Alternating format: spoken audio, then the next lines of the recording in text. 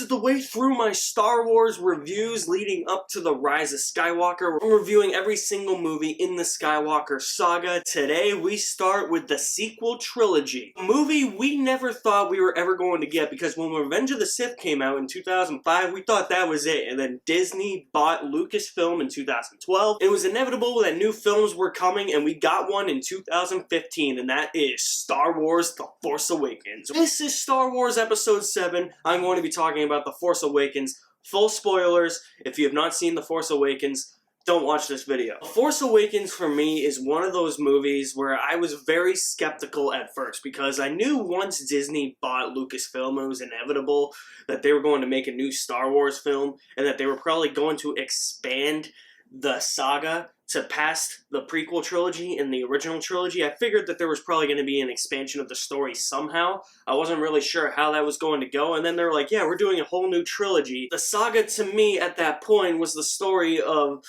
the fall and redemption of Darth Vader / Anakin Skywalker, so I really didn't know where this story could go, so I was really skeptical at first. Then they started casting it, we got all these new characters, these actors and actresses that I had never really heard of, and I was like, alright, you know, I mean, we'll see what this is. It's a bunch of no-names. This could be really bad. And then it was when they cast Harrison Ford, Mark Hamill, and Carrie Fisher. I was like, okay, they're coming back.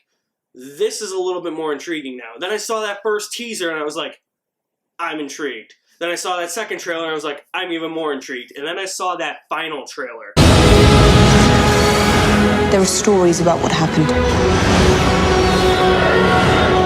It's true. All of it. That final trailer hooked me. I'm like, that convinced me. I'm seeing this movie. That is also probably the best trailer I've seen. That's my favorite trailer of all time. And so then the anticipation was there. It was hyped up. This was the movie of the century, of the decade. This is the thing everybody was waiting for. I had to sit in the row behind the first row because it was all sold out, and I was just in awe with The Force Awakens. The Force Awakens is a movie that made me fall in love with Star Wars again, and actually is the movie that made me appreciate the prequel trilogy a little bit more than I previously did. It made me realize that those were the movies I grew up with, and I had to have some found appreciation for them, but The Force Awakens does everything it should have to get fans back on their side for those that didn't like the prequel trilogy. And that's kind of a flaw with The Force Awakens as well, because if you don't know, The Force Awakens follows the Star Wars formula to a T. And this is definitely my biggest issue with The Force Awakens, is that it is a movie that plays it a bit safe. It has a lot of similarities to A New Hope, so that is my issue. But going as far as to saying The Force Awakens is a complete rehash or a complete remake of A New Hope, I think that's taking it a little bit too far, because even though the similarities are there and the movie plays it safe, I understand why they had to. They had to get people back on their side, and for those that didn't like the prequels, they had to prove to people that this wasn't the prequels, that this was more in the vein of the original trilogy. With that, they try to use as minimal CGI as they can, or only when they really have to. J.J. Abrams directed this movie. He also co-wrote the movie with Lawrence Kasdan, who is a veteran Star Wars writer and also a veteran Indiana Jones writer, so he knows the characters in and out. J.J. Abrams did the best job that he could to make sure that the CGI was placed where it had to be, and that they were actually filming on location and on sets, because in the prequel trilogy, there wasn't really that much sense of like a Star Wars set. It was all just a blue or green screen with very minimal environment surroundings. I feel like they actually went on location here and filmed scenes on location. Then they did the production work with like the green screen when needed, when they had to. It's a movie that when it uses CGI, it does very well in that regard, and is very minimal. It relies more on the practical effects rather than the CGI effects, and that's something I really appreciate with The Force Awakens. But that also leads me to another issue I have with the movie. It's a nitpick, because the scene is great. It just feels like it's out of place. It just feels like a huge detachment from the actual quota of the movie, where it's like we're using more practical effects here, and that is the Rathtar sequence. It's a fun sequence, no doubt, but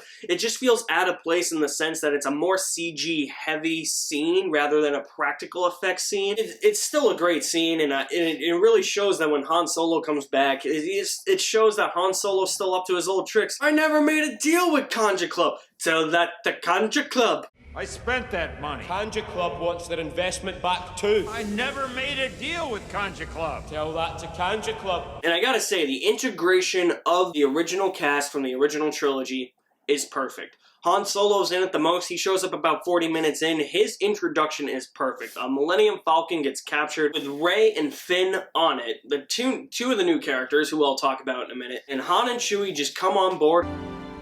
Chewie. We're home. I've always loved that scene too, where he goes into the cockpit, a dead-on still shot of Han Solo smiling in the cockpit with the dun dun dun dun dun dun dun score playing. That sent chills down my spine. Carrie Fisher is also in it as Leia, but she's not in it as much as she is in The Last Jedi. She kind of shows up maybe like an hour and a half in maybe. She doesn't really do much in the movie, but she is there. She is there, and it's just there to give a little bit more emotional weight to Han Solo and the character of Kylo Ren. Yeah, she doesn't really do much in here. Mark Hamill as Luke shows up for the last 20 seconds of the movie, and he did all that rigorous training to do nothing and just stand there and look at Rey with a very exhausted look on his face. But the original cast is back, and that's what I really like. That was the selling point for this movie. You couldn't do this movie without the original cast. If you just said that everybody had died off screen, you would piss so many people off. Nobody probably would have gone to see this movie. They did it in the way that was right. They brought back the original cast. With these movies, the original plan was to give each of the three their own movies. So like this was Han Solo's movie. The next one is Luke Skywalker's movie. Rise of Skywalker was intended to be Carrie Fisher's movie. If she was still alive, she was going to be in it a lot more. Unfortunately, she'll probably be at the forefront because the character of Leia is still alive, but she was going to have a bigger role in episode 9, but now that Carrie Fisher has sadly passed away, we'll see what the role is. I don't know. But that was really an interesting prospect that they were going with, and it really shines in this movie because this is the one that they said Han's going to be in it the most, and Han Solo dies. Which people are just like, oh, they're bringing back the original characters just to kill him. I'm like, do you folks realize Harrison Ford has wanted Han Solo to die since, like, The Empire Strikes Back? So I have no problem with Han Solo dying in this movie at all. It's perfect. It was inevitable with the sequel trilogy. It was gonna happen at some point. Now let's talk about some of the new characters. Finn. He's awesome. He's a First Order stormtrooper, but he doesn't like the practices of the First Order, so he defects to be a resistance fighter. And the whole movie, I love how he's kind of like pretending that he is part of the resistance, but he doesn't really know anything about them. So when he runs into Rey and BB-8, he has to act like he knows what he's doing. The thing is that he's running away from his problems, but he's also confronting his problems when he joins the resistance. That's what I really like. That's what I really like about Finn in this movie. He's a bit fearful. I've always loved how it's kind of a two-person against Kylo Ren lightsaber fight at the end. Like, he starts it. You can tell he's so inexperienced, too. And he just gets knocked out. Now, let's talk about Rey, because there's a lot that's been said about Rey. Some of it controversial, and a lot of it I don't agree with. But Rey is a very, very good character. Man, she surprised me in this movie. I really did not know what to expect with the character of Rey. She's great. Ultimately, the title comes from the fact that basically Rey has aspirations. She lives on Jakku. It's almost like she wants to get out of that life, and then she stumbles across the Millennium Falcon, and she finds out that she has the Force within her. So the Force has awakened within her, hence the title. And you know what? She's doing Jedi mind tricks on stormtroopers. And in that final lightsaber fight between her and Kylo Ren, where Anakin's old lightsaber is in the snow, and Kylo Ren uses the Force to force pull it towards him, and it just goes flying past Kylo Ren and into the hands of Rey, and the dun dun dun dun dun dun music plays. I remember I lost my shit in the theater, because at that point I was like, alright, Finn either got back up, because he gets knocked out in that sequence. I was like, Finn either got back up, or it's Luke. And when she grabs it, I was just like, oh my god! Unexpected! Oh my god! I love that scene. I love how you can tell she's not even that good with a lightsaber, but she She has the Force within her to guide her, and she's starting to kind of lose in the lightsaber fight, and she just calms herself, she uses the Force, and then she gains the advantage. That's what I love about Rey, is such a well-realized character. I'm glad that she's the one that had the Force.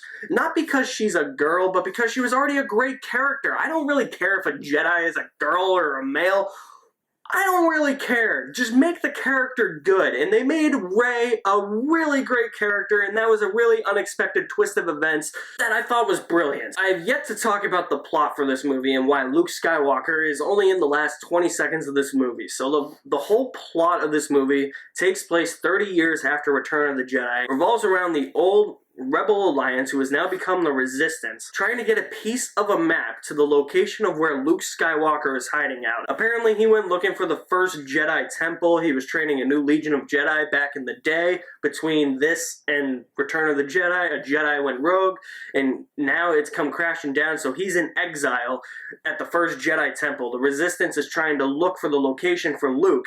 There's a piece of the map that's missing. And the First Order, which is the remnants of the Galactic Empire, tries to find that map so that Kylo Ren can kill Luke Skywalker. Kylo Ren, let's talk about Kylo Ren, played magnificently by Adam Driver. Everybody's gonna say he's a Darth Vader ripoff. That's kind of the point, though. The point is that Kylo Ren in this movie, yeah, look at his design. It's very similar to Darth Vader.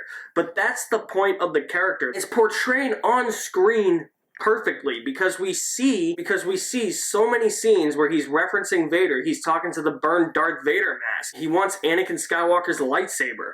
His entire getup is inspired by Vader. So basically, he wants to be Darth Vader. Kylo Ren is a poser. He's a wannabe Vader, and everybody complains, well, he's a wannabe Vader. And my argument is, well, that's the point of the character. He's a wannabe. He's a poser. It makes complete sense. And I always love his freak-out moments.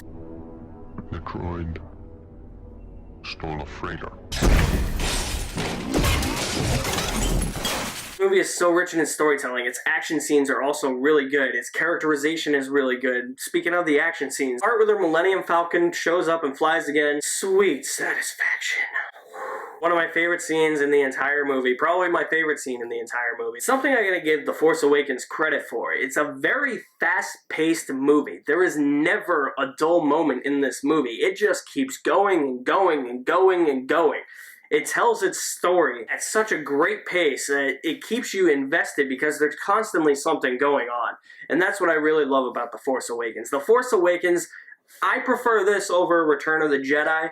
This is one of the better Star Wars movies. This is definitely the movie we needed after Revenge of the Sith to prove to fans of the original trilogy and people who didn't like the prequel trilogy that this was not going to be in the same vein as the prequel trilogy. I'm going to give Star Wars Episode 7, The Force Awakens, or just Star Wars The Force Awakens, an A. It does feel a bit similar at times, but I'm not going to go as far as to say it's a complete remake of A New Hope. I don't agree with that argument at all. Guys, stay tuned. My updated thoughts on The Last Jedi are coming. I cannot wait to talk about that movie and probably get murdered online in any comment section. So I'm definitely going to get attacked on that video, and I can handle it. I've learned to handle it. So you guys are the best. Thank you for watching. Stay tuned for that video coming very soon. My name is Alex Madden, and I'll see you at the movies somewhere.